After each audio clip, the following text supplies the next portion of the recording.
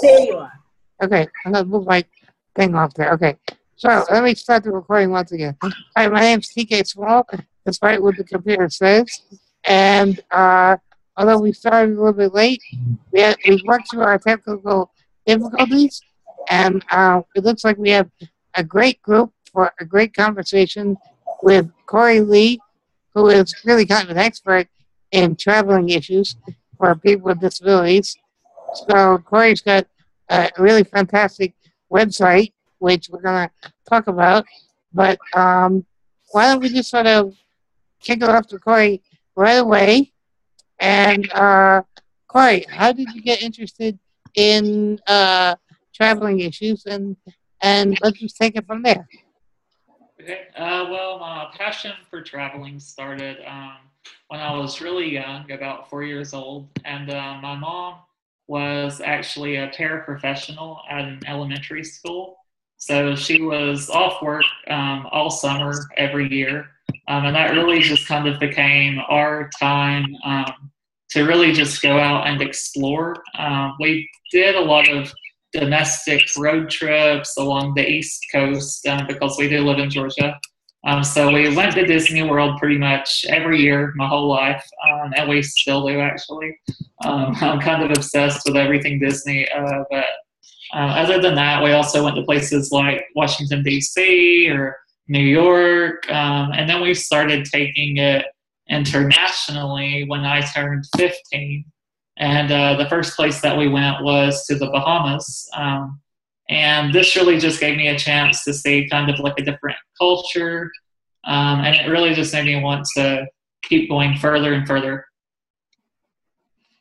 Well, that's great. Thanks. So, how many countries have you been to? 14 so far. And I'll be hitting up number 15 in September when we go to Iceland. Right. My mother's in Iceland right now, so if she gets stuck there, maybe we can find her. Anyway, so why don't we talk about your website? What's your website again? It is curbfreewithcorylee.com. Okay. And what type of resources would folks find there on your website? Yeah, I mean, it's just a blog about my own personal travel adventures. And but I also try to share valuable tips and advice about traveling with a wheelchair. And so when I travel, I may do like a hotel review or any other type of review of attractions or the city itself. And I also do interviews with other travelers that also are in the wheelchairs. Okay. If you go to my site, there's actually a section at the top that says Willie Inspiring Interviews. And I've interviewed some pretty awesome people. Cool. So, although that, it sounds like a great segue into opening it up to questions. I mean, so why don't we just open it up here, and if folks have questions, let's just try to stump Cory.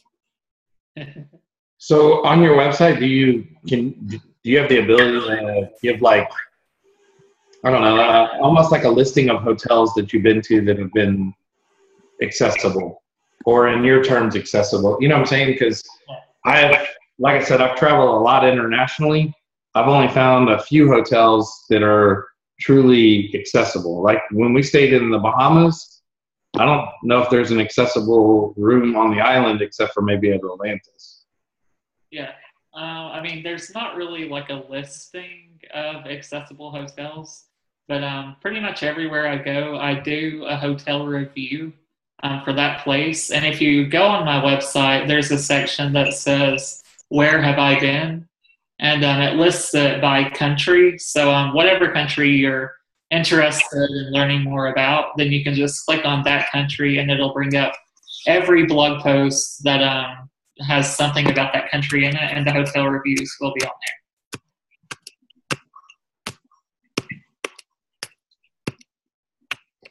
Yeah, I was in the Bahamas.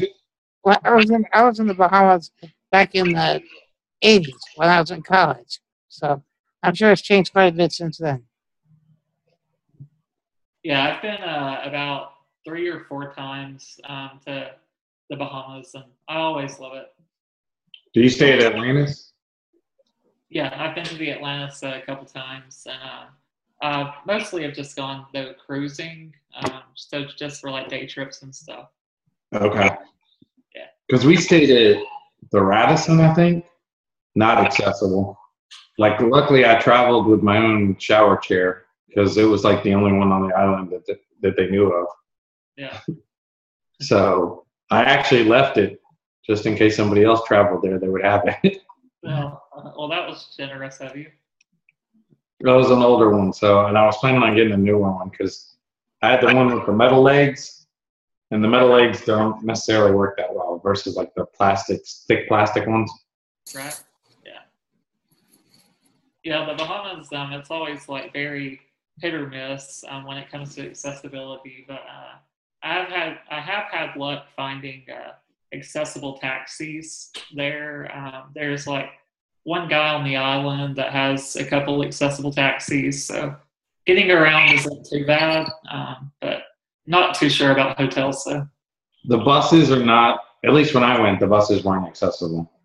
Like the public transportation buses. Yeah, I haven't tried that. Yeah, we had quite an experience on the bus, on the public transportation. How did you go about finding the taxi that you mentioned, Cory? He was actually just waiting right outside the cruise terminal where we docked at. And so we just asked one of the other taxis that were out there if they had an accessible one. And then they just kind of pointed us in his direction. And it's actually been the same guy that's been there every time I've gone. So he's pretty much always there, I guess. In Cozumel, when we went there, I actually got the guy's cell phone. So like when we travel there, I just call his cell phone and then he'll come pick us up. Yeah, that's a good idea. Yeah, I went to Cozumel also, but with another cruise ship. And there was actually an accessible excursion that a Royal Caribbean had. And so there was a lift on the bus and everything. So that was really the first time that I'd ever cruised where there was an accessible excursion, because usually the excursions are just impossible if you're a wheelchair user. Which one is that, Cory? Royal Caribbean. What excursion was it? Oh, it was, I can't remember the name of it, but it went to the tequila farm. Okay. They showed you like kind of Sounds fun. Tequila. Yeah, and we got the sample, and I did like 10 shots of tequila. Like some outrageous number. But it was a lot of fun. And we also got to go to like a museum, and I mean, we really got to learn a lot. It was a lot of fun. Okay. So has a lot of the international travel been on cruises, or has it been like you've gone, like I've never been on a cruise before. I've always just gone to go scuba diving. So we'd stay like at a hotel there and try to find an accessible hotel. Yeah, I have been on about 5 cruises total. But I mean, a lot of places I just fly to. But I do enjoy cruising, and I think it's really one of the most accessible ways to travel, just because you don't really have to worry about transportation when you get there. I mean, you do once you get to the port, but while you're on the boat at sea, you know, everything's just conveniently like in one place. So you can go to dinner and then go see a Broadway show and then go gamble or sit by the pool or do whatever you want to, all on one ship. So, and that way I think it is very accessible. But as I said, I mean, the excursions, it's always very hit or miss. But if you research just before you go, I usually just get on Google. Like last summer, I went on a Caribbean cruise, and it visited 4 different islands. And for each of those ports, there were accessible excursions that I found online just by Googling it. So, I mean, the information is definitely out there if you can just spend the time. Do you find most of the Caribbean spots that you stop on the cruise are like that you can dock right in? Because I know some of them are tethered, right? Yeah, I always ask the cruise line if the ports are docked or tendered before going. And if they're tendered, I tend to just pick a different cruise to go on. Yeah. Yeah, with Carnival, I know that their tender boats are not accessible, but Royal Caribbean, some of theirs are accessible. Oh, I didn't know that. Okay. Yeah, so I used their tender boat a few years ago, and I mean it was super easy to use. And we actually went to their private island that they own. I think it's called Palo something car, something. Is that what it is? In Mexico? I don't know. Was it Castaway Cay? Or, Oh no, I was thinking something else. Sorry. yeah, I'm not sure, but I mean, even their private island is accessible. The sand is like really hard packed, so I could just roll on it like in my electric wheelchair. Oh, wow. Okay. Yeah. So are you mainly an electric or a manual, or do you take both? No, I always use a powered wheelchair. Okay. When you haven't done a cruise, you fly, what airlines do you fly usually? It's always Delta. I'm pretty loyal to them just because I've been flying with them for so long. So I try to earn as much Sky miles as possible. And I also have the Delta debit card, which lets you earn 1 mile for every dollar that you spend. So I try to fly with them. But I have also flown with AirTran and Virgin Australia. I've flown with them also. Cool. I've had luck with American. U.S. Airways is probably one of the worst I've ever been on. So they've lost my wheelchair twice, and they have completely demolished one of my chairs. So. Yeah, well, Chris, what airline was that? U.S. Airways. Okay.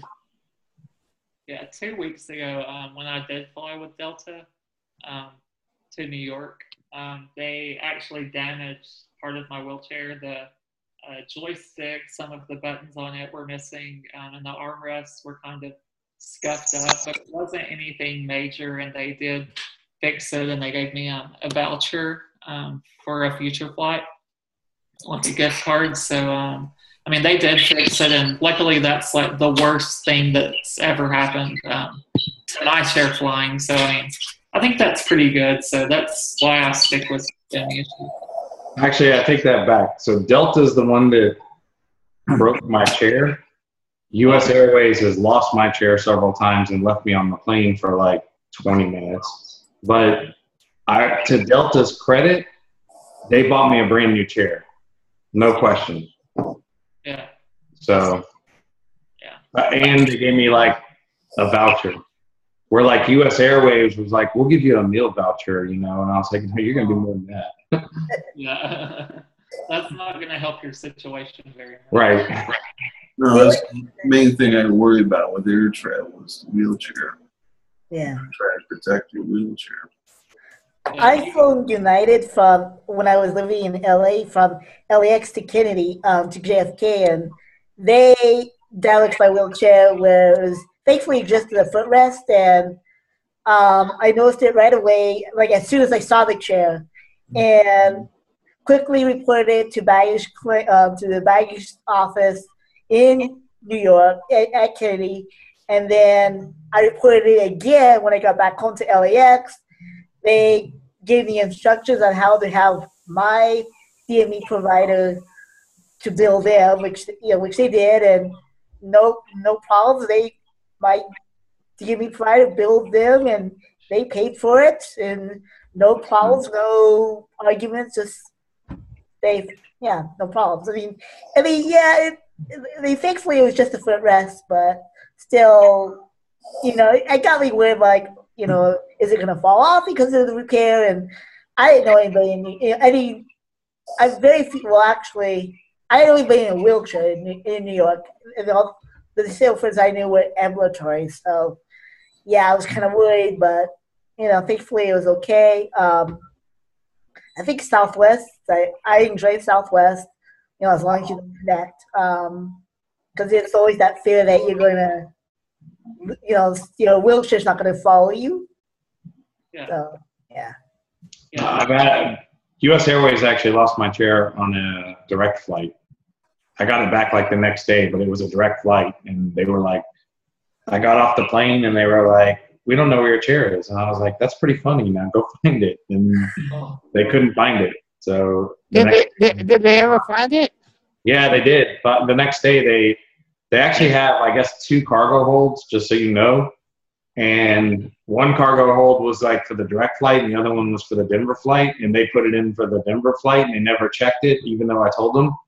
So it carried on to Denver, and then they got it back the next day. Oh, wow. Wow. Wow. How did you on your Virgin flight to Australia? How did you calculate your PMAX? I know we talk about PMAX a lot on Living with MD. So how did you go about that? Yeah, well, I actually flew to Australia with Delta, and then flew Virgin Australia from Sydney to Melbourne, and then Melbourne to Sydney. So it was just short flights with them. But for the 15-hour flight from LA to Sydney, I actually did not even use the bathroom, which, I mean, probably isn't the most healthy thing to recommend, and I definitely would not recommend that. But I mean, with the aisle chair, if you've flown, then you know what it is. But I mean, just getting that into the restroom, and then I would need a companion with me also. I mean, I think it would. I mean, I'm not entirely sure of how big the bathroom is, but from what I hear, it's tiny. So it would just be a total disaster and impossible, I think. So I usually don't eat or drink before I go on a flight. Yeah, I did not. So the India flight was long. A friend of mine told me to go to the airport bar, order a martini, and just eat the olives. The salt will not make you pee. I don't know how that works, though. Yeah, I might try that one time. See, if I had a flight like that, I'm wearing a leg bag, and that's what I would do. I would use leg bag. Yeah, I mean, I just didn't drink anything for like 6 to 8 hours before flying. And I mean, it really wasn't that bad. I pretty much became an expert at not having to pee and knowing like when I need to and not to. So I mean, it really wasn't that bad, but yeah. That's a long time. Yeah, it really was. I mean, it was a long time. Yeah. And also, go ahead. Yeah, and not drinking anything like during the meals on the flight was also not that fun, but I kind of just like dehydrated myself until we got there. Yeah. The flight that I took, the same flight where my wheelchair got damaged, I actually flew alone, and that was quite interesting. I didn't know, like, I was kind of afraid that because the way they pretty much they open up the door to the bathroom and put up a curtain, to separate yourself and give you some privacy, which there was still a little bit of gap where if people were really pervy, they could actually see.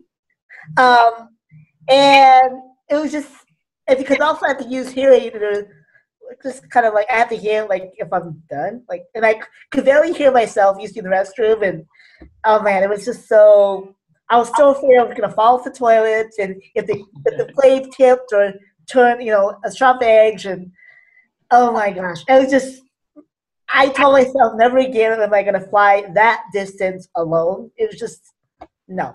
I did it, but, nobody saw anything, I hope. And just, I had, but yeah, it was an interesting experience. So, Cory, what was your worst flying experience? Worst flying experience. I don't. I mean, I've never really had like a terrible one.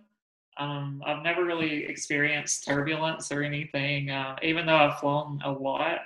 And I guess I've just gotten pretty lucky with it.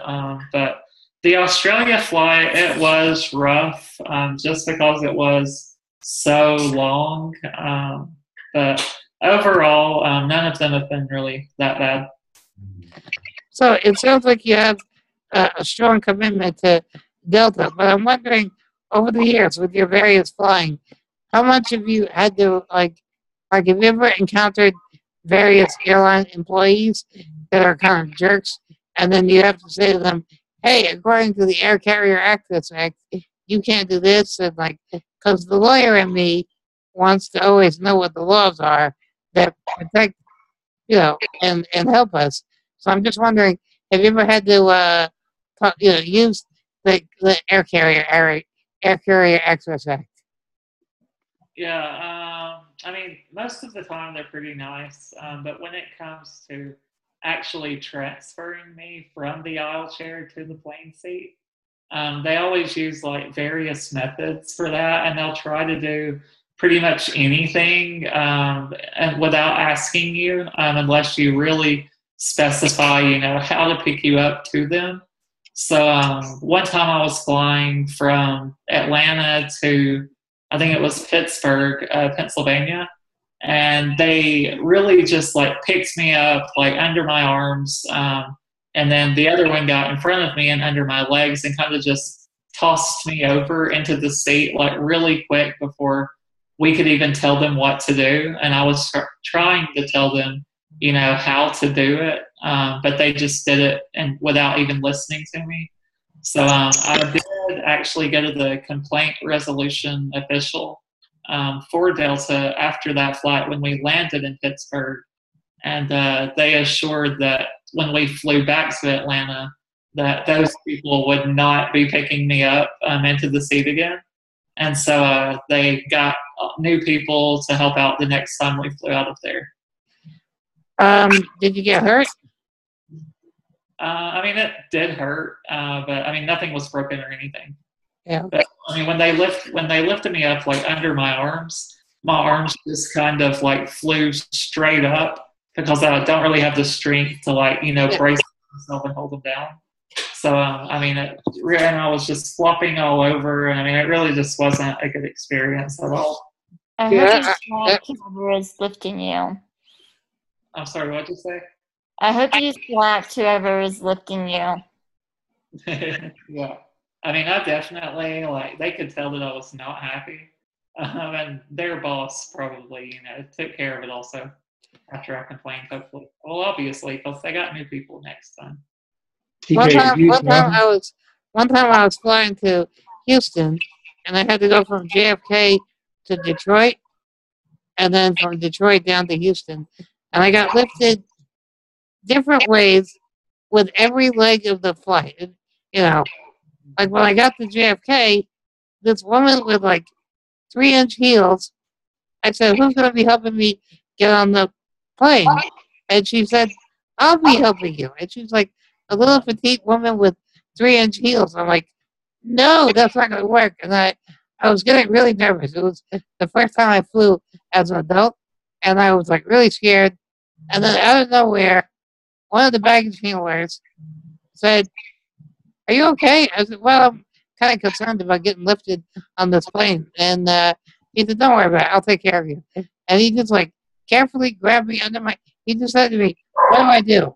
And I said, "Grab me here and grab me here." And he picked me up and it was like a perfect lift. Carried me all the way down the arm onto the plane, put me in place. He's like, "There you go. You're safe now." And it was good. So I haven't gotten hurt. So TK, you have a respirator, right? No, I have a trach. A trach. But okay. no ventilator. I was wondering how somebody travels with a ventilator. I have friends with vents that do fly, so I know it can be done.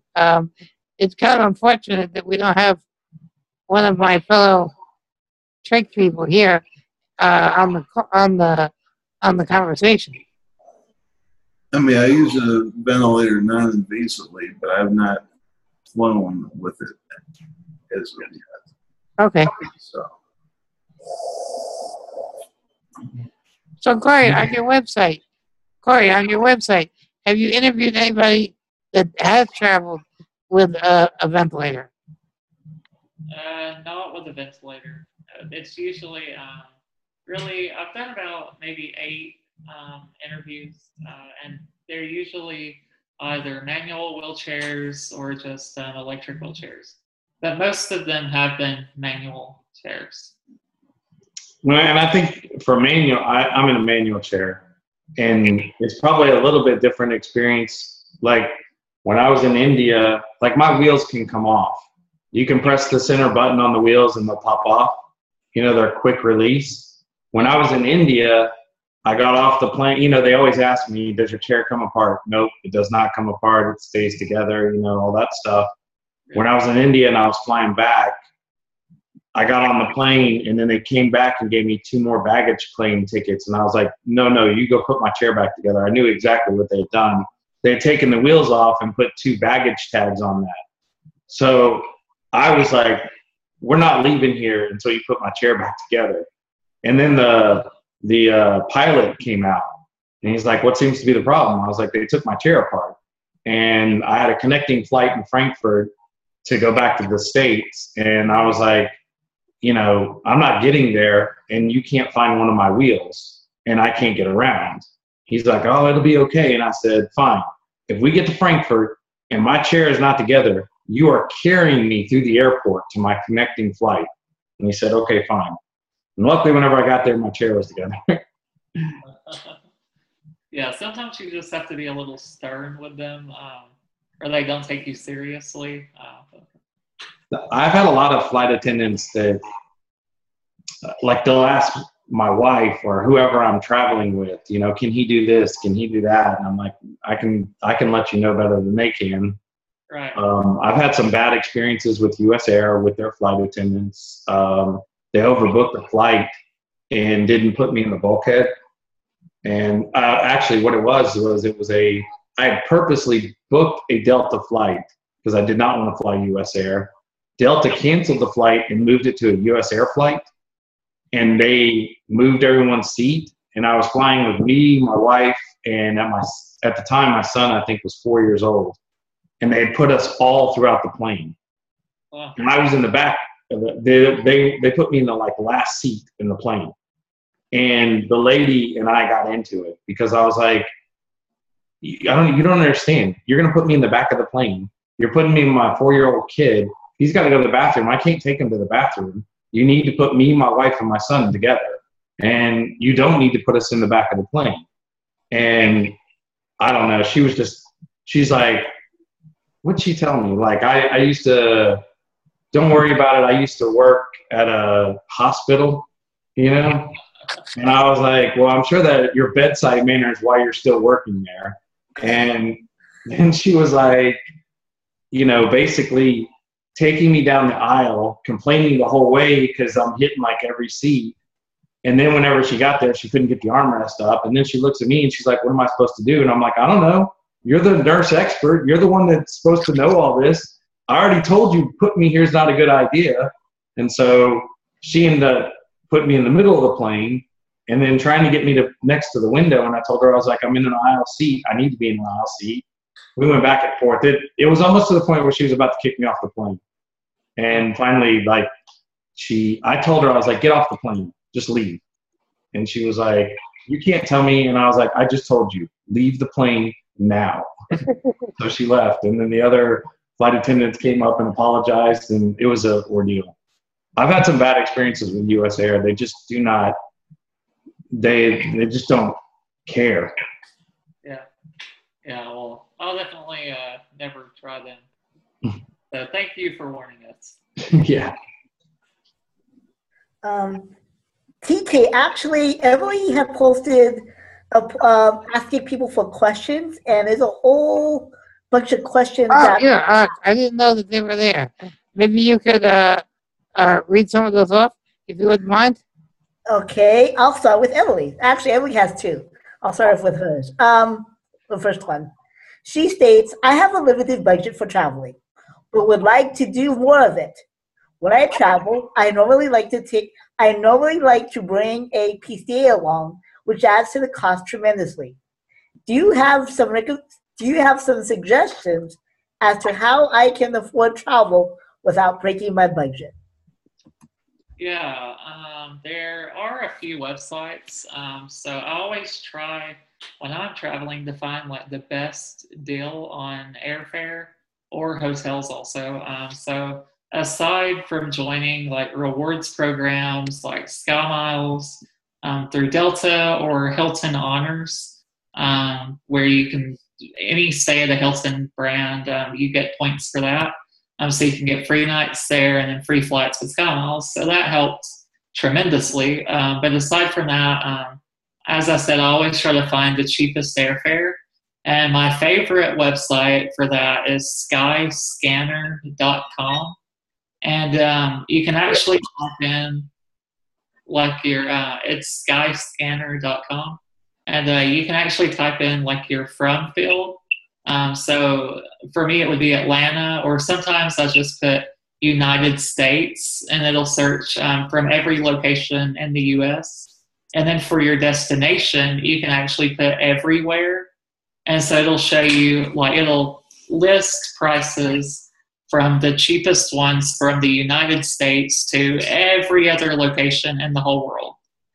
So I used this to book my flights to Iceland a few months ago because I saw that it was on sale. And every week, I mean, different airfares do go on sale. I know that when I checked earlier today, there was a flight from Atlanta to Japan for only like $600, which is like half the price of what it normally would be. So, I mean, if you check it, I mean, I check it every day religiously. But if you do that, then you can really catch those special sales as soon as they go up before they get sold out. Okay, that's a great tip. And then, go ahead. I'm sorry.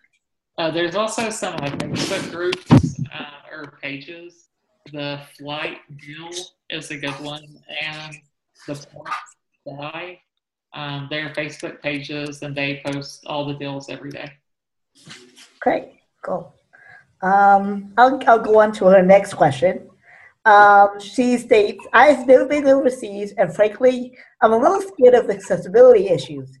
In your experience, which country over the pond was the most accessible and quote unquote friendly to people with disabilities? Hi, Carlos. Oh. What? You're reading my question. I feel you sound just like me. Oh, is that good? We have two Emilys now. That's right. Yeah. Oh, yeah, the other Emily, yeah. All right, how about you? To answer your question, though, Emily, the most accessible place that I've ever been to was definitely Australia, Sydney in particular, because, I mean, as soon as we arrived at the airport in Sydney, there were accessible taxis already there in the queue waiting. And that's like the first time that I've ever arrived at an airport and there were already accessible taxis there. So, I mean, that started the whole trip off on a great note. But aside from that, the accessible taxis were always really easy to find, and we could just call them up and they would be at our hotel within like 10 minutes. And the ferries, we use them to get around a lot. And every ferry actually has a fold-out ramp. So, I mean, transportation in Sydney is super, super accessible. And, I mean, it's a breeze to go anywhere. How about Europe? Well, actually, my second favorite place is probably London.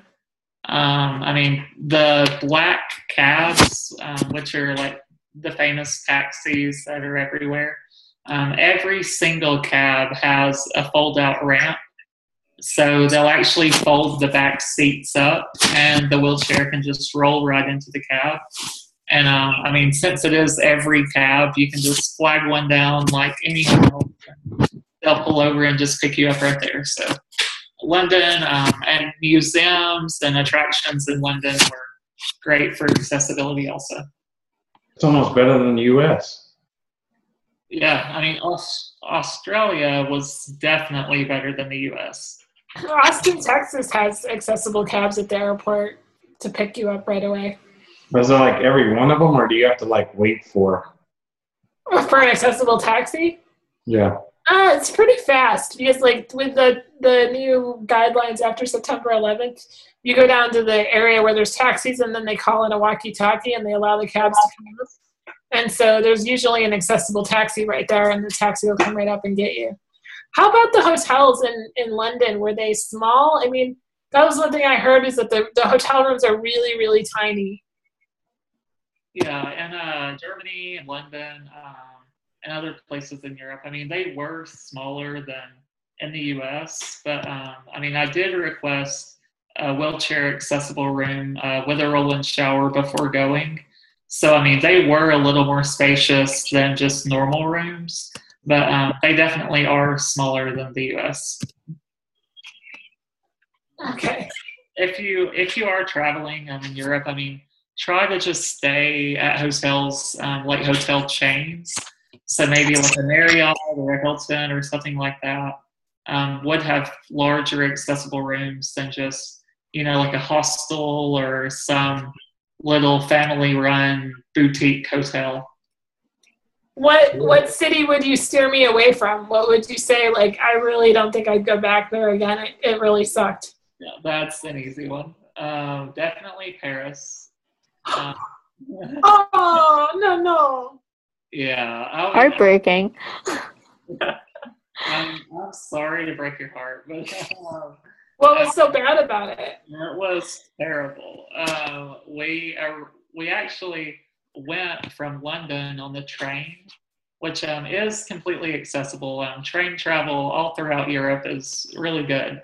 But in Paris, there are basically no accessible taxis at all. We could only find one in the whole city. And just to rent it for one day, it costs 650 euros, which is like $800 or something like that, just for a one-day rental. But luckily, we were only there for a day trip from London, so or we would have definitely been broke. But I mean, yeah, the transportation in Paris is awful if you're in a wheelchair. We tried to ride the metro train in Paris, and it's not accessible at all. And I mean, the cobblestone streets aren't really easy to get around either. But yeah, I mean, transportation was the biggest obstacle. Did Lauren Gross ever show up to this hangout? She sent me a Facebook message. She's having trouble with logging in. Okay, that's very weird. Is she okay? I'll see if I can get her in, but oh wow. So thank you for answering. I got a little distracted. I have like severe ADD, and so I get like, so I'm listening. Don't worry, I totally am. Just I got a little blast. Sorry. So I'm always like I'm in like hyper facilitator mode, even though I'm not facilitating. TK's facilitating, and I just need to let go of my control freak nature and let go. That's why he signed in as you, so that you can feel like you're in control. That's right. Yeah. I'm sorry, you guys. I got my dad is in town. He comes and visit. I see him twice a year, and he came in for the week. And I got my boyfriend picked him up from the airport tonight, and I kind of wanted to say hi to my dad, and so that's why I was late. Sorry. What a terrible daughter! I know. What a terrible president you are, neglecting your duties of NMB United. You're an embarrassment. I know, TK. I'm so sorry. Change your name, buddy. Rename yourself. You just have to click on your thing and rename yourself. I can do that? I didn't know I could do that. You could totally rename yourself. All right. I will say, when I traveled to India, that was like a handicap hostile environment, first off. But I did, for preparation, because I went there for work, and they kept saying it's accessible, and I kept saying your version of accessibility and mine may not be the same, but they kept saying, we think you're the best person to go. And I said, okay, fair enough. If it's accessible, I'll go. So I did call the hotel at that point and had them not only take pictures with measurements of all of the doorways and of the bathrooms so that I knew exactly how wide they were. I mean, I had to convert it from millimeters to inches, but at least that way I could tell the shower was roll-in, it was accessible, the doorways were wide enough and all that. And they did do that. Yeah. Yeah, I actually did that a lot also. Just request the measurements, just because there's, I mean, no better way to judge it, you know. But and as you said, I mean, accessible does mean a lot of different things to different people. I've called hotels before and asked if they were accessible and if they had an accessible room, and they told me that yeah, they were. They had an elevator. And it turns out though that was the only accessible feature in the entire hotel. So, I mean, you really have to ask the right questions to make sure that they'll have what you need. Yeah, I mean, I've had them like put grab bars, and that's pretty much accessible, but it could be stairs to get to the grab bars, you know? So, yeah, the different, like their loose term of accessibility is, you know, you really got to ask the right questions and make sure that, you know, you ask for pictures or something like that to make sure. That's what I've had to do in the past just to make sure that things are accessible. Yeah, definitely. Leave it to the Hangout master to get Lauren into the group. All right. Hey, Lauren. I knew I could save you. All right. And you can watch the recording for what you missed, I hope. So, anyway. I didn't know I could do that. What? Get people in specifically. Get people in specifically? Yeah, how'd you do that? Magic. I copied the invitation URL that I sent you guys, and I sent it to Lauren private message. Okay. The one that Chris was putting up wasn't working.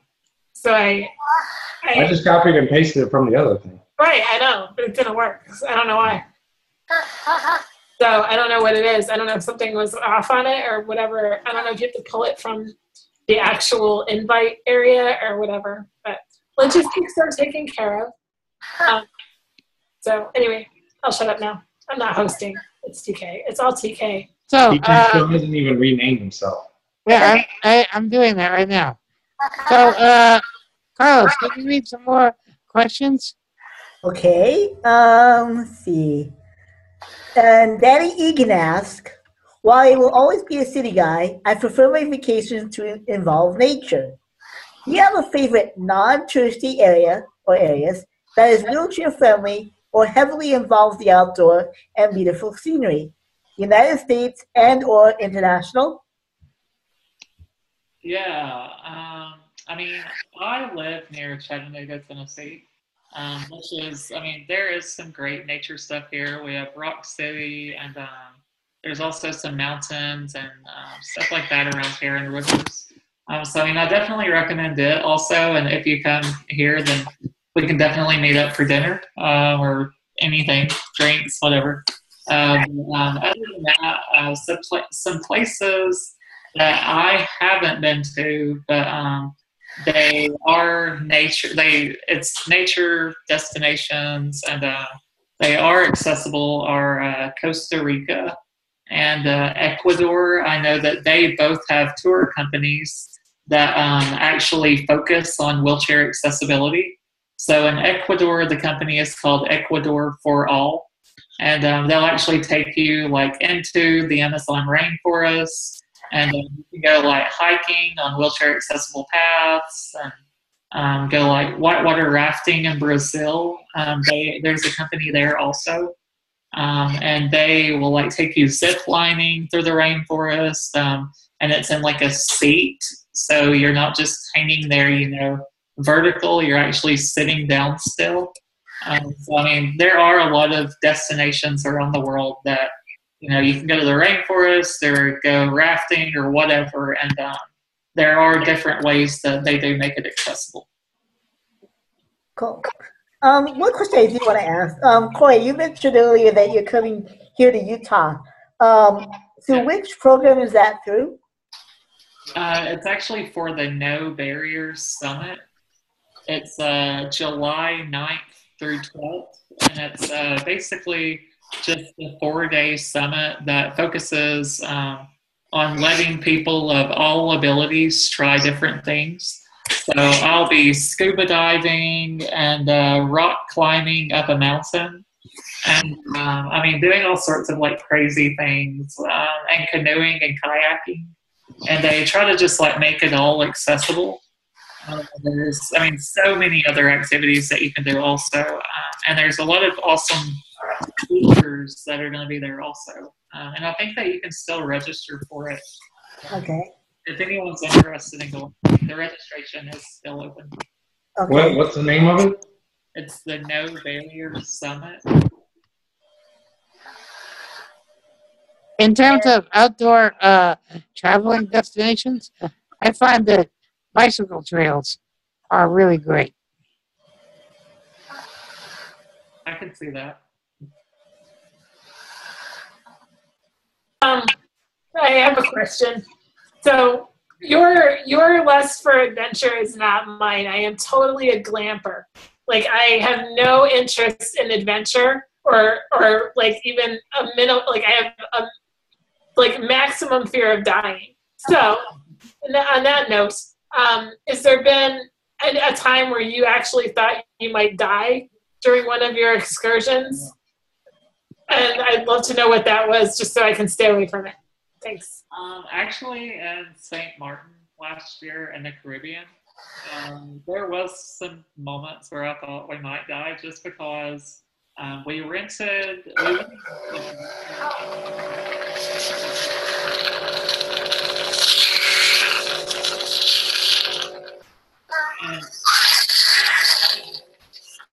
Yeah, so we went on. Lauren, we gotta mute you. Okay, could you? I'll do that right now. Okay, thanks. I'll do that. Sorry. Okay, so we went on, I can't move fast. All right, 1 second. Okay. All right, it's muted now. Sorry about that, Lauren. Okay, Can you start over, Cory? Sorry about that. Yeah, no problem. But last year, I went to St. Martin in the Caribbean, and we rented a wheelchair accessible van tour from a company there that focuses on accessible tours. And their roads are like not paved, so they're super bumpy and they're on like mountains and cliffs. So our driver was going like literally 100 miles an hour the whole time, and I was getting like thrown all over the place, and we almost like hit other cars and went off the road a few times. So that was definitely pretty adventurous, even though I didn't necessarily know that it would be. But I mean, we survived, and it was definitely worth it. But I mean, I'm pretty much. I mean, I'll do anything, and I'm a risk taker, so nothing really phases me. But that did scare me for a moment. What's the riskiest thing that you think you've done? Like what do you think? Like what's the thing that you think that I would totally be like, no way, no freaking way? It sounds like that bus ride. Well, no, I mean like the riskiest thing that he's done and enjoyed. That like that's I should clarify. Like the thing that you've done and enjoyed that was like something that most people wouldn't imagine that you've done. Water skiing was an interesting thing. There was like an adaptive water skiing clinic, and so I went to it and tried that. But I mean, it was fun, and I'm glad I did it. But I would never do it again because I broke my arm actually doing it because I kind of just flipped in the water and started rolling, and they had to dive in and rescue me. But I mean, yeah, it was fun while I did it though. I've done skiing, water skiing also. And the first time I did it, I got on, and they have that. It's called a sling, basically, isn't it, or a cage that you sit on. And the one that I did didn't have outriggers, and it didn't have the bar on the back to support you. It was just the cage and you sitting there with the rope.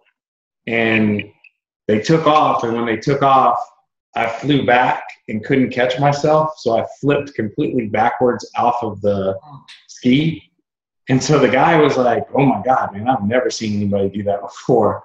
And the boat driver was like, "It's my fault. I took off too fast, you know." And I was like, "Okay." And so I get back on. We go to do it again.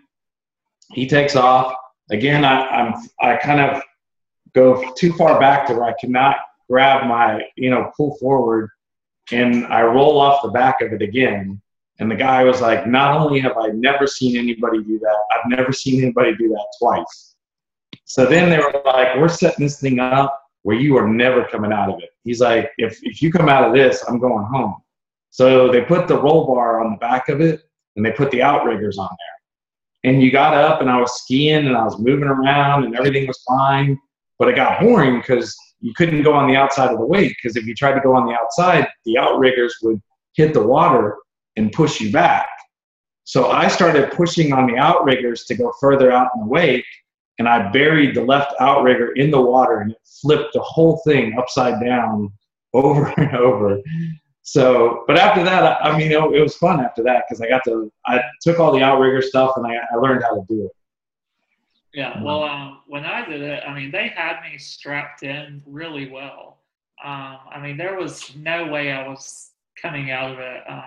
But my arm actually got loose, so it just kind of drug along the water, backwards, getting broke.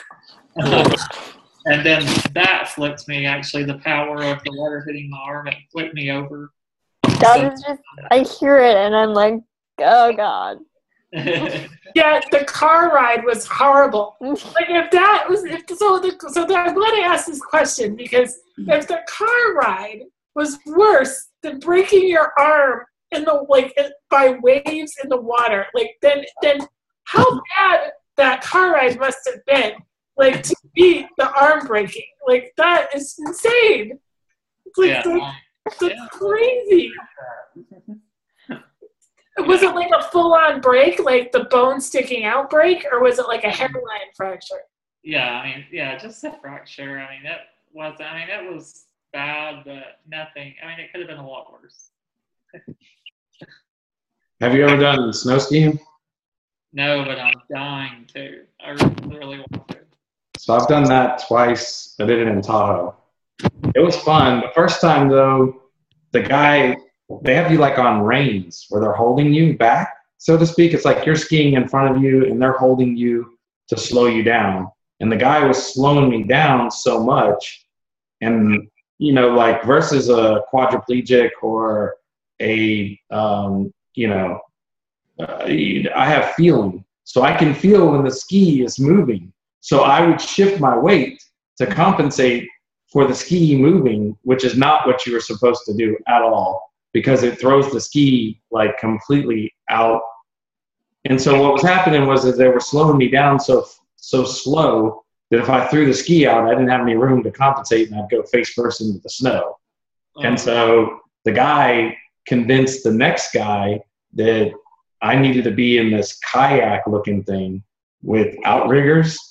And it's kind of like you stick one of them on the side and you stick the other one in the snow, and you go back and forth down the snow. And it's really like you're in a kayak. You're pretty much on the thing, and you've got the neoprene all the way up to your stomach.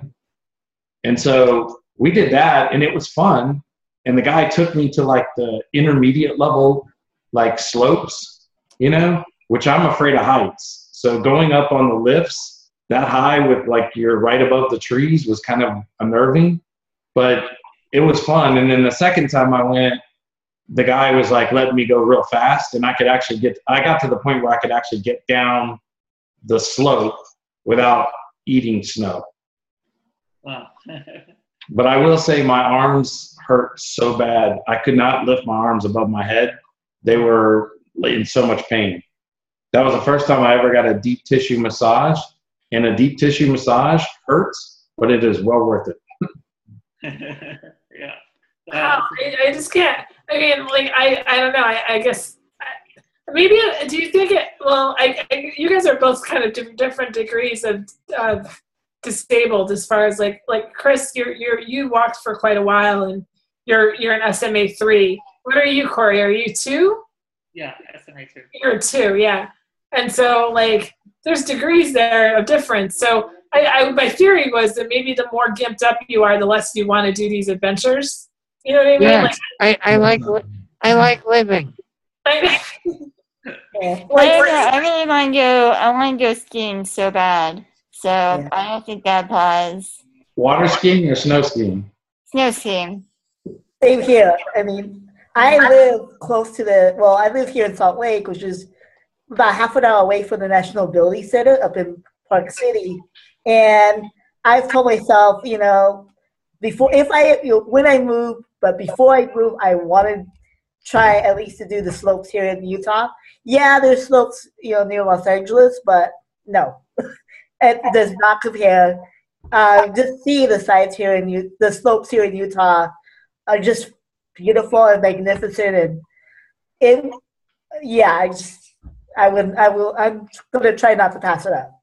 I guess I don't know what you call it, suite mate or whatever in college. We shared a bathroom. He's a quadriplegic, and he went snow skiing. So he doesn't have the strength to be able to really, push himself up or do any of that type of stuff. And he was able to go with the outriggers on it, and you can ski, Nice. no matter what your strength is. And I would say the same thing for scuba diving. I would only say the one limitation on scuba diving is lung capacity would probably be one of the things in being able to breathe. But I mean, from swimming and that type of stuff, I mean, like I said, I've been diving, and there was a girl that was diving that was born with no arms and no legs, and she went diving. Yeah, cool. Yeah, let's plan like a group's snow skiing trip for this winter. Chris, the girl with no arms and no legs, is when they put her in the pool, her name is Bob. That's not very politically correct, TK. I'm glad he wasn't saying that as Emily Walensky. That's all I got to say. Is there a cabin at these slopes where I can like roast marshmallows with like TK in Brooklyn? Like you guys go and kill yourselves? Yeah. Okay. Good. Oh gosh. No, we're gonna drag you out. No, screw that shit. No way. No way. You gotta experience some stuff. I mean, come on. No. When you come here, you will want to go out in the snow. You'll be stupid not to want to. I mean, it's so beautiful and gorgeous. And yes, here in Park City, there are luxury hotels. I mean, we are the winter playground for Hollywood. But no, you will want to go. We can enjoy the view, Mommy, and we're good. No. Window. I don't even like cold weather, and I'll go snow skiing. So, I mean, Yeah, I hate cold weather, but that's something like that I really, really want to do. Has anybody done skydiving? No. I want to live. Actually, yeah, I'm trying to figure that one out. I think if I could figure out how to create like a pod where I wouldn't get like destroyed as I hit the ground, I would actually consider doing it. I'm afraid of heights, but it's the one thing that I've like, I don't know. It's just one of the things that I was like, it would be very difficult for me to do, but I would want to do it. Just you know those gigantic balls, those hamster wheel balls that people go in? Right, yeah, something like that. Really padded? They need to find one of those that they can throw out of the plane. And then you just roll. With you in the middle? Yeah, like they need to do that or something. They need to mix those two sports for TK. Honestly, I wouldn't like. There's not an amount of money in the world that anyone could pay me to do any of this stuff. Like I mean I could probably walk over like a bridge, maybe, depending on the bridge. Maybe. But like I have a real weird fear of heights. I think it's gotten worse because I don't have a lot of spatial perception because I don't ever get out of my chair. So I don't have a real good idea of like what's high or low anymore. So everything's just high. And so like I have a really weird sense of I don't know. I applaud you guys. Can I I want to know, not adventure wise, the places that you've gone, like all the different places, what is like a site to go see that's a safe thing to see? Like a nice site that has like, you know, a door and walls and stuff. New Like, York City. New York City. what's your favorite, like what was your favorite like site to see, like touristy site or something? I really loved Niagara Falls. I went when I was like 16 years old, and it's completely safe. So you should definitely be able to go there. I actually went on the Maid of the Mist. Did you go on the Maid of the Mist? I did that. That's fun. That's good adventure. And then you can come visit me because that's like an hour away. Yeah, I know. Well, I mean, I grew up an hour near you, Ben. I grew up in outside of Buffalo, so. That is something my wife has always wanted to go is Niagara It's Falls. awesome, Chris. You should go to It is fun. Lake. Huh? You should go to the I've never been there, but I've heard Niagara on the Lake is really awesome. It's really romantic and it's really nice. And there's Maybe we should all plan a trip to Niagara Falls. We could do that. I'm all down. But see, Cory's gonna want to do the barrel down the falls. He's gonna be like, "Where's the barrel?" You guys are gonna like, "Where's the barrel? I want to barrel down the falls and die." I probably would, but you know, I really did like the Maid of the Mist though, and it is totally accessible, and I mean, I loved it. It was so much fun. The power of those falls is really stunning. Yeah. I got a question. Is the falls, is that salt water or is it fresh water? Fresh. Fresh. Fresh. It's coming from the lakes, right? Like, Yeah. I believe so. yeah, it's coming from like Lake Erie, maybe. Yeah. Yep. Yeah, like lakes or something. Yeah, I don't know. But That's interesting that you pick a place though that's relatively like close, like overseas. Like, is there a place like over like in Europe or someplace that you've been to that you really thought was pretty spectacular? yeah, I mean, the most breathtaking site, other than Niagara Falls, I would probably say that it's the 12 Apostles, which is about 4 hours drive from Melbourne, Australia. I mean, it's just like huge rock formations that have been there for millions of years, and they've been like gradually eroding over time. And so it started out as 12 apostles, and now there's only 8 left. And so, in like another million years, they'll be completely gone. So, I mean, it's like really, really awesome to look at, and I mean, it's honestly like breathtaking. But it is a 4-hour drive from Melbourne, and the roads are like crazy curvy. So if you don't have good stability, then I mean, it's probably not ideal. But there are accessible tour companies that'll take you out there in an accessible van. How do you handle the plane rides? The really long plane ride from, like, how did you? I mean, Okay. Hang on. You should have been here on time. oh, I'm out. Don't even answer that question again. We covered that already. Yeah. Fine. I'm sorry. Okay, I'll ask. I'll watch the recording. That's what everybody else does. So I'll do. That's right. That's right. I'm tough.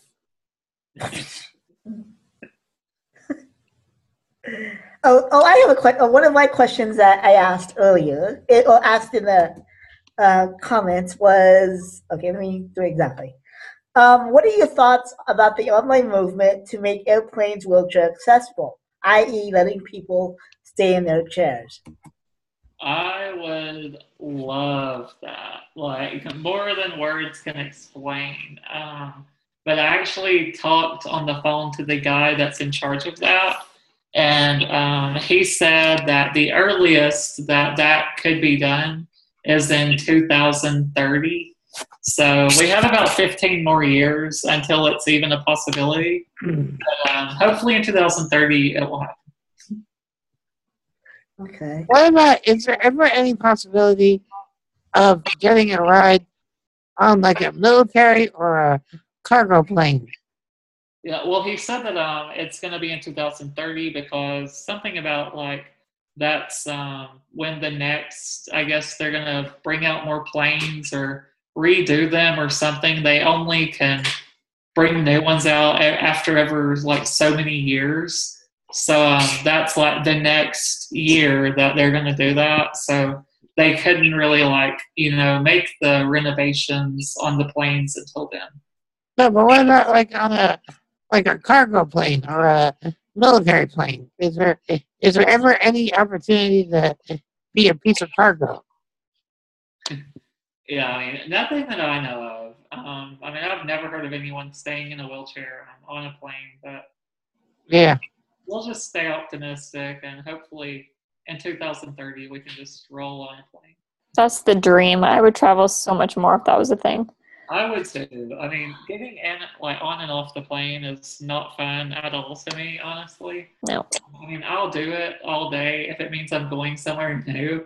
But I mean, it's in no way fun. So I would if they could do something about it. Do you see? Oh, You use a transfer board? A transfer board?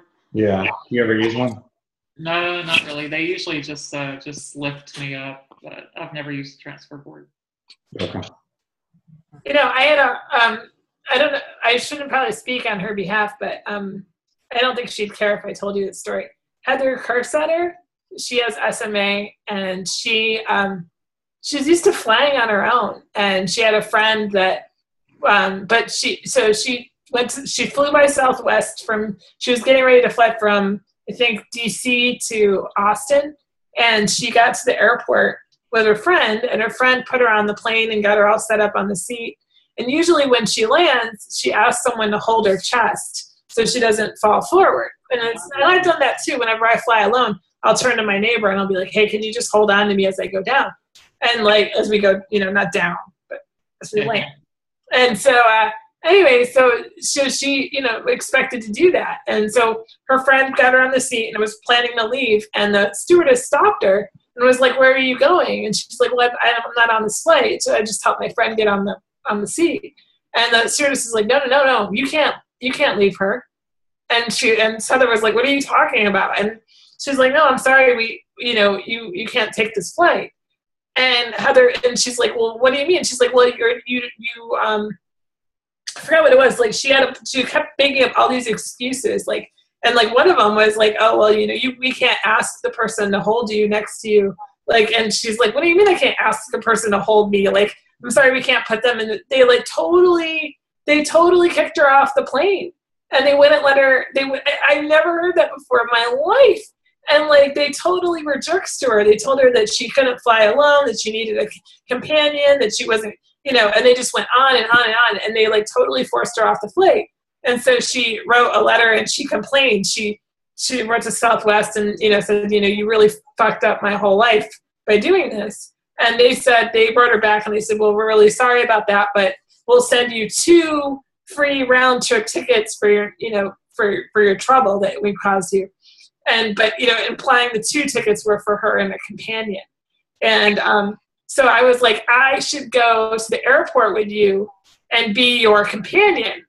And then when they kick us off, then we'll get more free flights. And then we'll get more people with disabilities. And we'll just keep like maxing our we'll just keep doing it. And like until we have like a whole plane full of people that are trying to get a ride and it was really fun. So anyway, it's kind of our ongoing joke that we're gonna meet up at the airport and I'm gonna try to ride with her as her companion wherever she's going.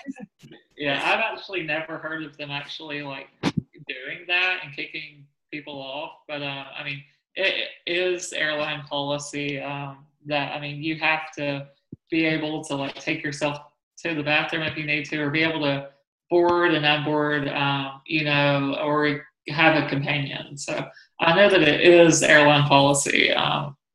Yeah.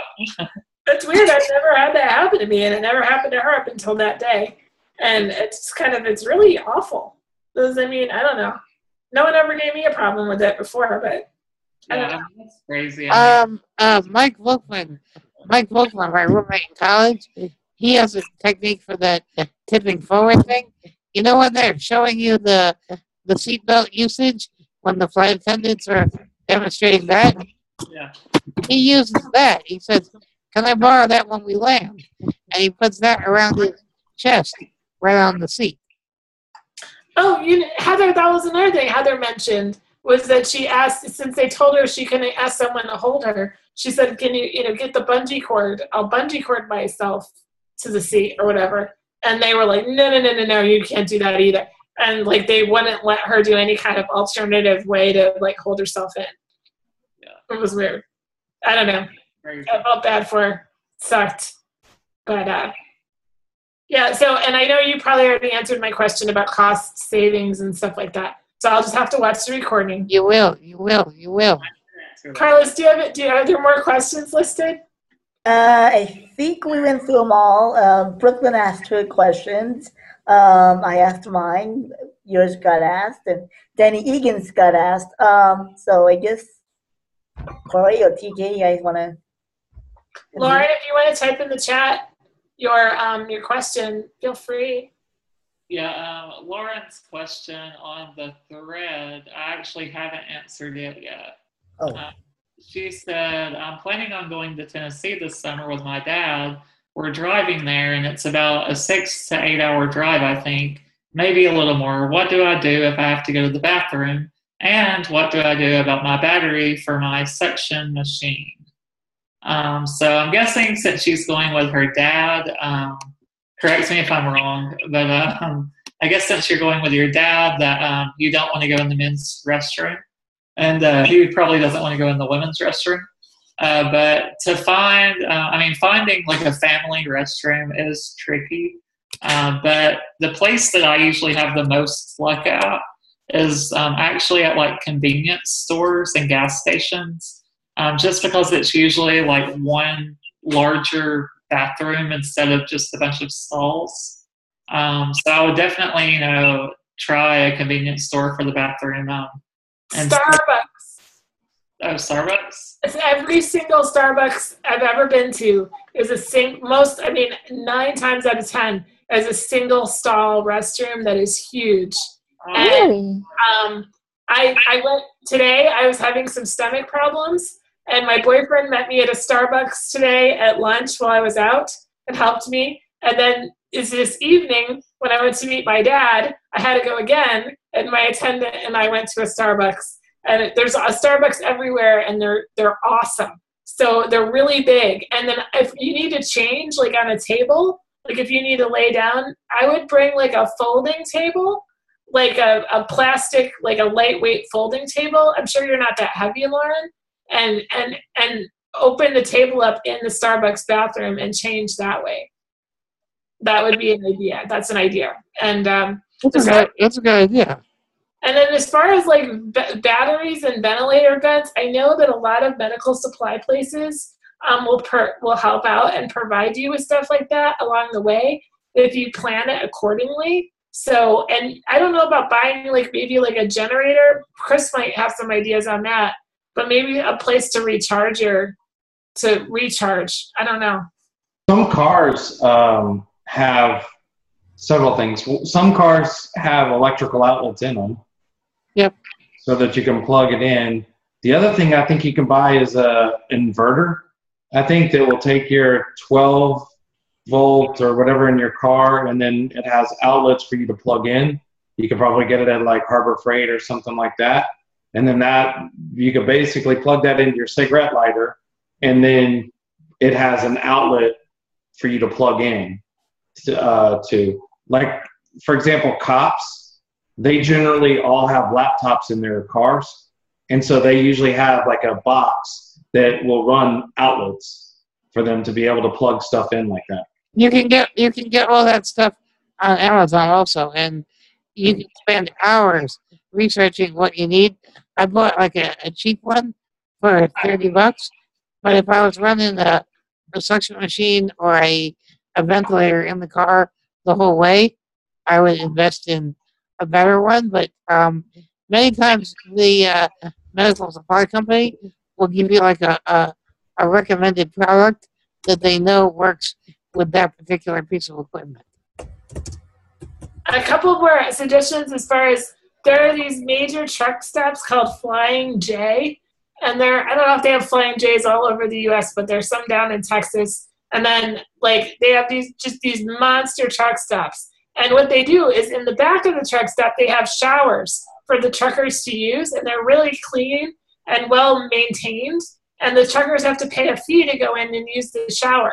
But those are private restrooms, and they're pretty spacious, and they have like benches inside of them. And so a lot of times if you go in and you talk to Flying J, they'll let you go into one of those restrooms and use that instead of the main one in the main part of the store.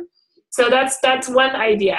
And then the worst idea I've ever heard of that I've never done, but I could see it working, is I had a friend who wanted to live in his van. And so he had a gigantic like painter's bucket, and he filled it with kitty litter, and he put a toilet seat on the top of it, and he went to the bathroom on the bucket and then threw away the kitty litter, and it didn't like stench up the van. And it was really gross, and I would never do that. But if you had an emergency and there was no Starbucks, which I can't imagine a world without Starbucks, or if there wasn't, a Flying J or something like that, you could go the kitty litter bucket route. or the old ass out the window route.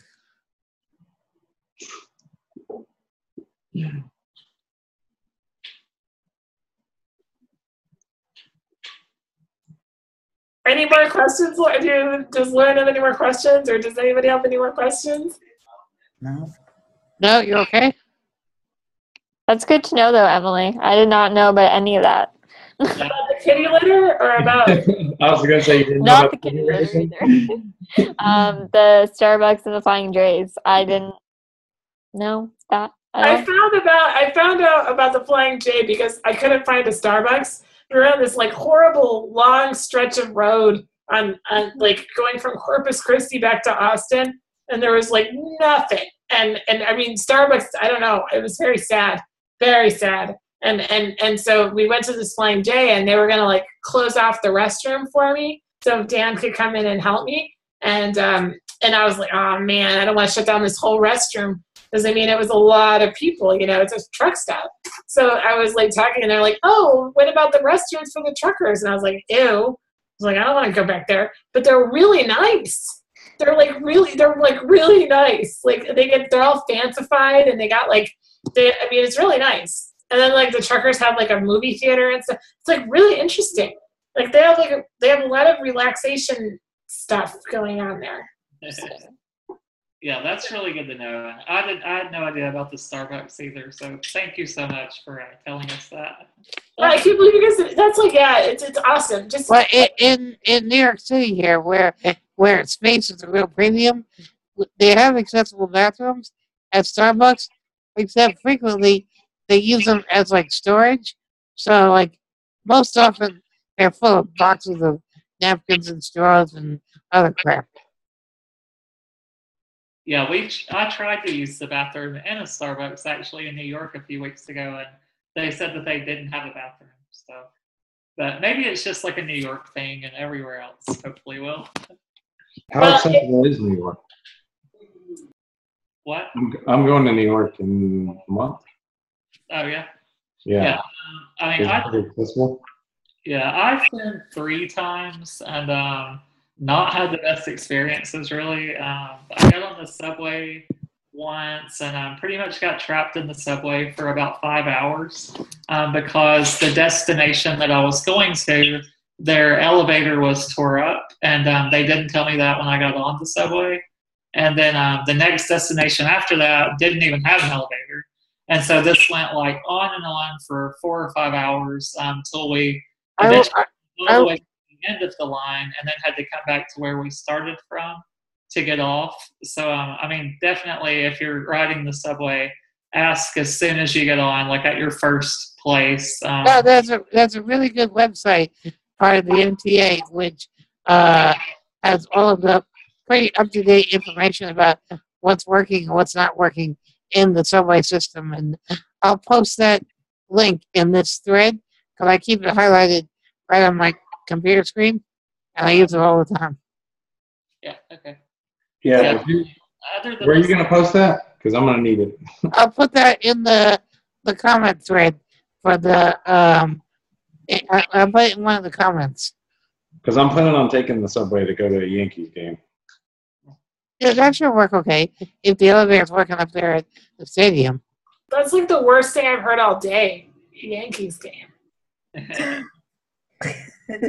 One of the things I learned, because I've traveled a lot by myself, including the New York trip, is what I did was I usually went to each destination city's public transit, and just pretty much mapped out where I was going to go, how I was going to get there in advance, and then and a lot of systems now have apps if you're able to use a smartphone to just keep an eye. That way you don't look like a tourist, because that's one thing I try not to do is I don't want to look like a tourist, because I don't want to be considered vulnerable and this guy doesn't know what's going. Let's Copy that.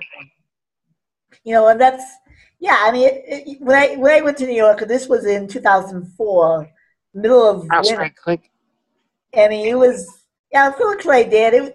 There was some bumps along the way, but pretty much I stayed in Chelsea, part of New York City, and then from there, I went to Penn State. I wheeled myself by myself to Penn Station, went on to the UN building, Empire State Building. That one at the Empire State Building, since I was by myself, the guy was just like, "Oh, you're here by yourself? Well, here you can use my employee discount or employee freebie, and I'll let you go up for free." So it's like, okay. Dude, I'm just going to tell them I'm there by myself.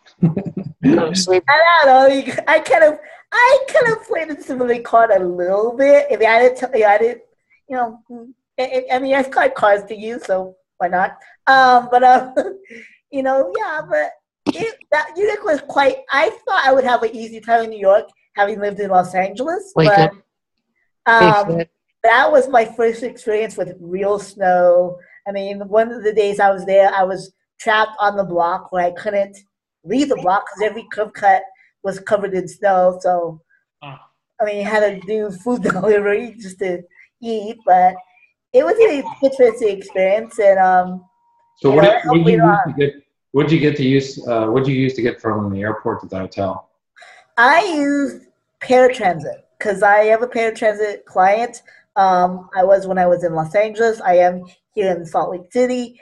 And if you're a paratransit client, you get 21 days out of the year to use another county's paratransit, but you have to let the destination paratransit know in advance, and then they'll tell you what you need to do. Usually what the destination city will require is that your home city or county sends paperwork, fax it over or email or whatever. I'm not in paratransit though. Oh, so then I wouldn't know. Chris, we have taxis which are accessible, and there's you can probably get one right there at the airport, so you should be able to do that. Okay, and there's a subway that goes from JFK into the city. I'm going to LaGuardia. LaGuardia, I'm not sure about that, but we'll figure it out.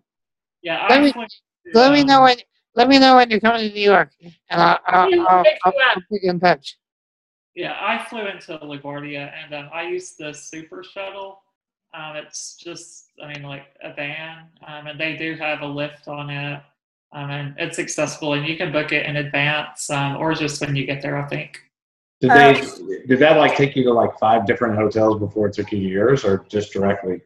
No, you can actually book if you want to take that that way where it goes to every hotel, or a private shuttle. So we booked the private one that just went straight to our hotel. Okay. Yeah, because there's 4 of us going, so my wife doesn't know about it, but I'm taking her there for our 15-year anniversary. Oh, so you guys should have a NMD United meetup, Chris. You guys, hey, and anybody else? I'm coming in June 18th. What are you going to go see a show or anything? So we're going to the Yankees game, and I booked I was advised that I needed to book a Broadway show, so we're going to see Chicago. Oh, good. That's a great show. Yeah. So those are the only two things I think we have planned right now, and then we're gonna, I don't know, try to do dinner. I've got one of my best friends that I've known since 6th grade. Him and his wife are coming with us, and his wife has no idea she's going. She has a fear of flying, so she may not know until the day of. Yeah, you should go to the top of the Empire State Building. Also, there's an elevator that'll take you all the way up, and Yeah, that is fun. it was like my favorite thing that I did while in New York. It was under construction the one time I went to New York City, so I couldn't go to the top, but I got to go to this like observatory tower area where it was, and my dad's afraid of heights, and he wouldn't let me get close to the windows. He was like, "Stay back!" I'm like, what is gonna happen if I go to the windows? Just stay back! Don't go any further. I've been to New York once for work. I was there for like a week. I stayed at like the Tribeca Grand Hotel, and at the time I worked for Citigroup, so it was down by Citigroup, and we got to go see a bunch of different stuff. But we went to Times Square one day, and luckily, like at Citigroup, they have executive cars, the executive taxis. So they took us, and I just transferred into the front seat and dropped us off. But when we went to go leave, we tried to get a taxi, and the taxi cabs were just like, we got one finally, and he was too close. Like he was too close to the curb, so I couldn't get my chair to get in the front seat. And we were like, "You need to move away." He's like, "If you don't like the way I'm parked, get another cab," and took off. And then, so luckily, we had the guy with the executive. We had his number because we just called him, and he came and picked us up. So, by the way, if you like the Empire State Building, they just opened the observation deck up at the top of the Freedom Tower, which is the building that replaces the World Trade Center. So you can go up there, and it's a little pricey, but that's 102 stories up in the air. It's a pretty spectacular thing. I haven't done it yet, but I want to. I've seen video of the elevator ride up, and oh my gosh, even the elevator ride is awesome. We have to pop it. But yeah. TK. Emily, that's a good adventure for you. What? 102 floors up. Oh yeah, I'll do that. No problem. We are staying at the Hilton. It's like on Broadway, and I think we're on the 43rd floor. You're not staying at TK's house? He said that he would stay at TK's house. TK, you'll have Chris, won't you? Yeah, Chris can sleep on the sofa right next to the dysfunctional eating PA. That's funny. That's good. Wait, the dysfunctional eating PA is a hot one, right? Is he the really catcalling that one night when he was in the room? That's the guy that got arrested in my lobby. Oh, wrong guy. But there was one guy that was very muscular and attractive helping you one night. And no, that was Andrew, and he's the one that got arrested in my building. Oh, okay. Yeah. Well, I like bad men. Apparently. Very attractive. It was very funny. We were like, Alex and I were like, "Who's that?" Yeah, and then he puts he's flexing his muscles for you, Alex, and they're in there. And you got me just all over the place. Emily, behave yourself. I know, right? I'm the single one. Anyway, but no, it was good. So, Cory, do you have anything to promote? Do you want us to spread the word? I know you've got some. It's part business for you. So, do you have anything that you want to as we leave tonight? Do you want to talk about anything you want us to go look at or read or promote? Give a shout out to your sponsors. What'd you say? I'm sorry. I said give a shout out to your sponsors. Yeah, definitely I would just say, please visit the website. It's curbfreewithcorylee.com again. It's posted in the group on Facebook, I think. And go like my Facebook page. I'm I'm trying to grow my likes on that page. It's just Curb Free with Cory Lee on Facebook. And I mean, other than that, if you guys have any questions, feel free to send me an email through the contact page on the website. And also, I actually just formed a partnership with Tarita's Travel Connections, which she has multiple sclerosis and focuses on accessible travel. I mean, she's a travel agent. So if you're looking, if you want to get a travel agent, then definitely check her out. And where is she located? She is in Vancouver. Okay. Yeah. Yeah. And, also, I have a 10% off code just for Curb Free with Cory Lee readers. So if you do decide to use her, definitely hit me up and I'll give you the code. Cool. Yeah. Very good. Very good. I enjoy your blog. It's very good. Oh, thank you. And yeah, I'm excited you came to talk to us today. Oh, have you seen Andrew Shelley's documentary Beyond the Chair? No, I haven't. He's a fellow NMDer who did this really pretty intense documentary of his world travels. Oh. And if you look it up, it's really worth watching. He's doing a lot of what you're doing, but he's done it by himself with, camera crews. And I know he's had people with him, but he kind of, it's an interesting story. I got the video. I ordered it, I think, off of like Amazon or something. But it's like a 2-hour movie about his travels all around. He stays in hostels. Oh. And he's an engineer, so he built his like wheelchair, so it was very like outdoorsy and rugged. And is that guy in the UK? No, he's from California. Oh. What's his name again? Andrew Shelley. He's in Living with MD, and the movie's called Beyond the Chair. I'll definitely check it out. And Carol Zoom is in Tahiti right now, and she just posted a picture of herself naked on Facebook. But it's a beautiful picture. It's like artistic, just like her back, but it's cool. She's like, it's neat. She's in Tahiti. So yeah, there's some travelers in our group. There's definitely some travelers. So it's kind of nice. You can find that like inner niche. Yeah. And then there's people like me who glamp and you're afraid of everything. Yeah, and afraid of everything. And we have our own little group. Emily, there's a spider right behind you. Oh, shut up, Tika. I'm totally fine. I was a camp counselor, and I can handle it. You sound like the lady at the airline. Don't worry about it. I used to be a nurse. I know what I'm doing. What was I going to tell you? Oh, I have this real fear of international travel that I'm trying to get over. And I used to have this vision of a paddy wagon like pulling up on the street and just throwing me in the wagon and taking me off to some institution. Like I had that thought in my head for years and years. Like, and Karine, my best friend, she's traveled. She's been to Paris and Greece and Lebanon, and she's been all over. And she's been trying to convince me that there are no paddy wagons. But I think if I'm going to go anywhere, I'm going to go visit Sarah Glarup, who lives in Denmark. Yeah, she's in Denmark, but she's in Copenhagen, I think. Well, Copenhagen is a city in Denmark. Right, I think that's where she is, though. Is that the capital? I think so. Yeah, that's where I want to go. Is that she's there, and she'll protect me. Yeah, So. You still haven't even made it out to Houston.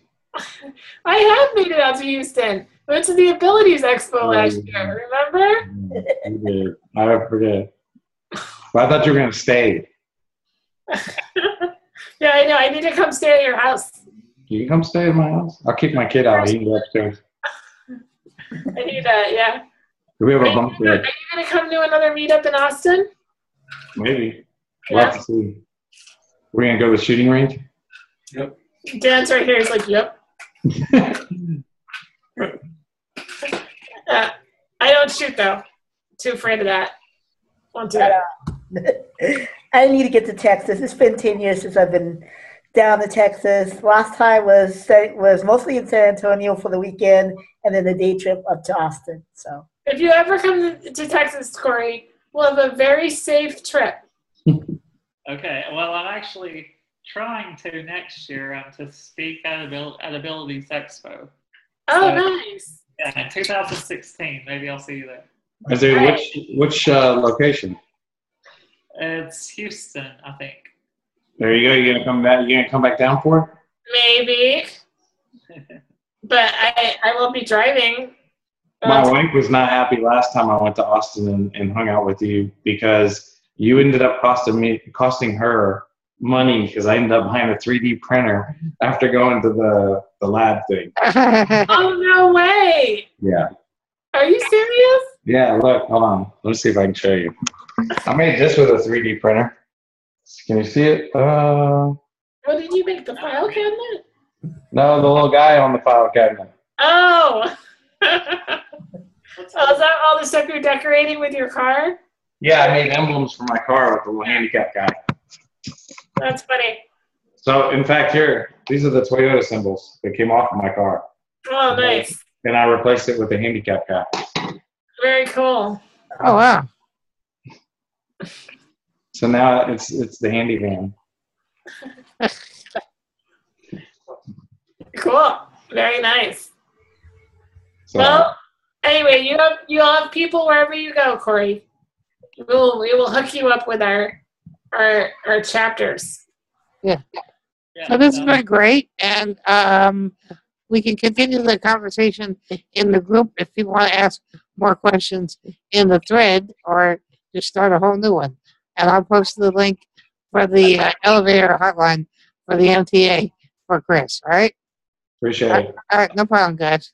Thank you all so much for coming tonight, and it was fun. Thank you. Great. Thank you. Thank you. Have a good night. Bye. Thank Great. you, TK. Okay, no problem. Thank you for being awesome. It's my job. Yeah, I know it is. Okay, thank you. Bye, you guys. Talk to you later. Bye-bye.